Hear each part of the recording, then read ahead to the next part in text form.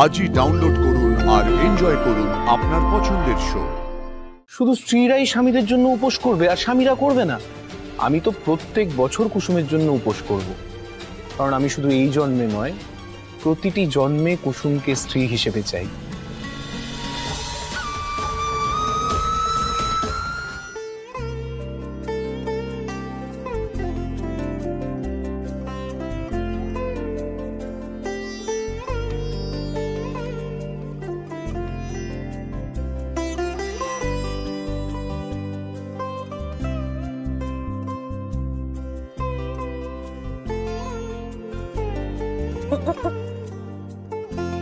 ঠাকুরের সামনে না, আজ কোজাগরী লক্ষ্মী পুজো। অন্যান্য যে কোনো বাড়ির তুলনায় আমাদের এই গাঙ্গুলি পরিবারে একটু অন্যরকম করে এই কোজাগরী পূর্ণিমা পালন করা হয় জানো। আর আমার পরে এই রীতি, এই নিয়ম কে পালন করবে বলো তো? তুমি। আমি নিজে তোমাকে সঙ্গে করে নিয়ে শেখাবো এই উপোসের কি কি নিয়ম। আচ্ছা আন্টি, আমার ছোট বউ তো আমার সামনেই আছে, এবারে শুধু বড় বউয়ের আসার অপেক্ষা, ব্যাস। তাহলে আমার পরিবার সম্পূর্ণ।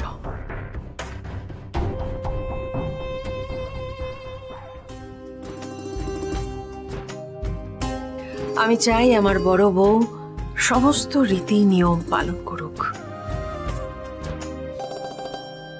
কুসুম, আয় কুসুম, তুই তৈরি তো?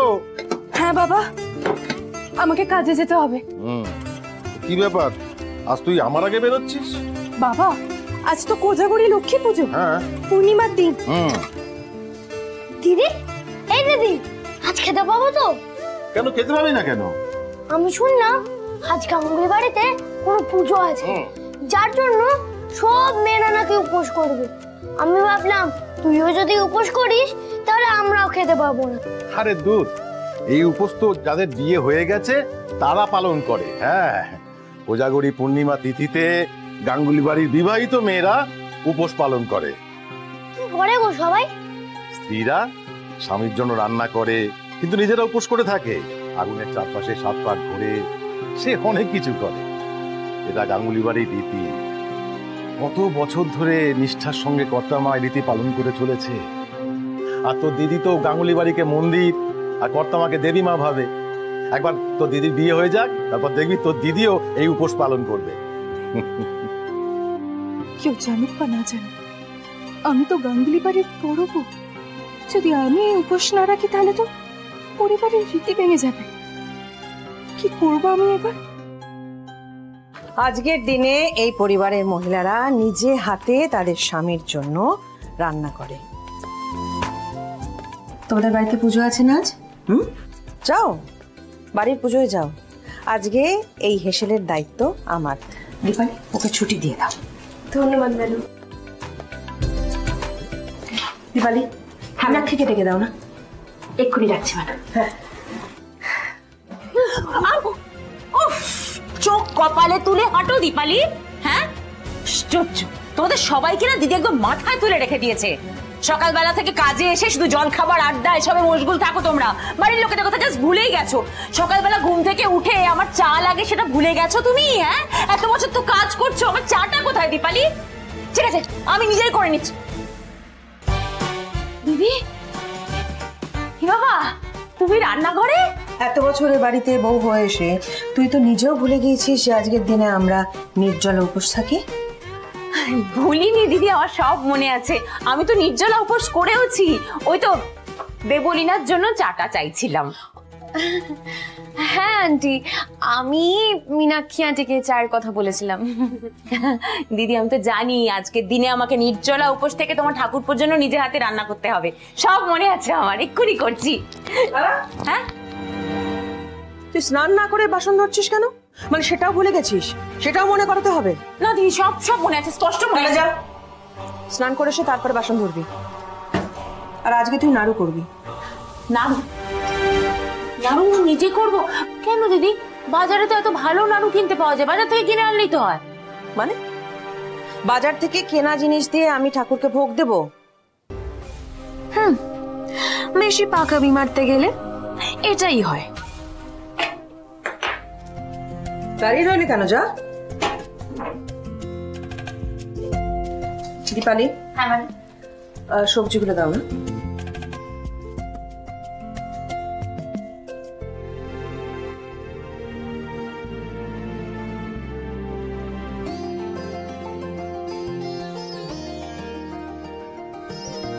কুমড়োটা দিও।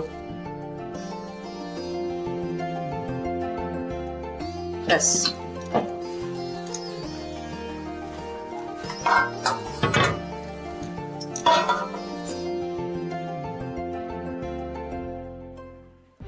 দেবী মা,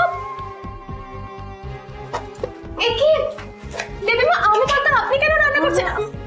এটা আজকে আমাকেই করতে হবে। আজকের দিনে গাঙ্গুলি পরিবারের বউরা নিজে হাতে তাদের স্বামীদের জন্য রান্না করে, আর সেই অধিকারে দেবলীনা আর তুমি সামনের বছর বিবাহিত নারী হিসেবে প্রথমে নির্জল উপোস রাখবে। আর আমার আদেশে এই বাড়িতে থেকে তুমি এই উপোস করবে রাতুলের জন্য।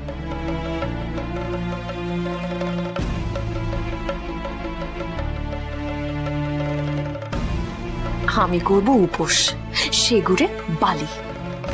কি করব আমি? সকাল থেকে কিছু না খেয়েই আছি। আমার কি ব্রত পালন করা উচিত? কুসুম। হ্যাঁ দেবী মা। রাতুল এসছে, যাওয়ার জন্য চা বানিয়ে দিয়ে এসো। আচ্ছা।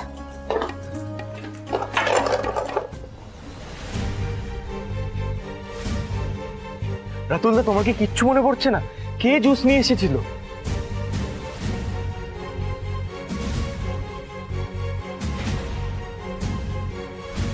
কে জুসটা নিয়ে এসেছিল সেটাই তো মনে পড়ছে না। একটু মনে করার চেষ্টা করো প্লিজ। চেষ্টা করছি তো ঈশান, কিন্তু কিছুতেই মনে পড়ছে না। আচ্ছা রাতুলদা, কাম ডাউন, শান্ত হও। আমি আর ভাইটা পুরোটা দেখে নিচ্ছি। তুমি সেদিন যদি জুস খেয়ে অজ্ঞান হয়ে যাও, তাহলে আমরা খুঁজে বার করব কে তোমাকে ওখান থেকে সরিয়েছিল আর তার উদ্দেশ্য কি ছিল।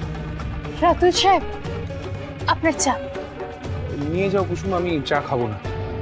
যাব বাবা, চা কি দোষ করলো? না, আসলে আজ আমার উপোস। আজকে তুমি উপোস রেখেছো? হ্যাঁ। কিন্তু কেন? কেন মানে? শুধু স্ত্রীরাই স্বামীদের জন্য উপোস করবে আর স্বামীরা করবে না? আমি তো প্রত্যেক বছর কুসুমের জন্য উপোস করব, কারণ আমি শুধু এই জন্মে নয়, প্রতিটি জন্মে কুসুমকে স্ত্রী হিসেবে চাই।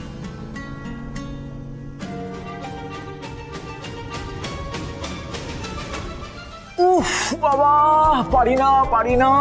জাদুকর, তোমার কপাল তো সোনায় বাঁধানো। কি বর পেয়েছো তুমি? তা জাদুকর, তুমিও কি আজকে উপোস রেখেছো? সকাল থেকে তো আমি উপোস করেই আছি, কিন্তু সেই উপোস তো আমি ছোট সাহেবের জন্য করেছি। কি হলো জাদুকর, বলো। না,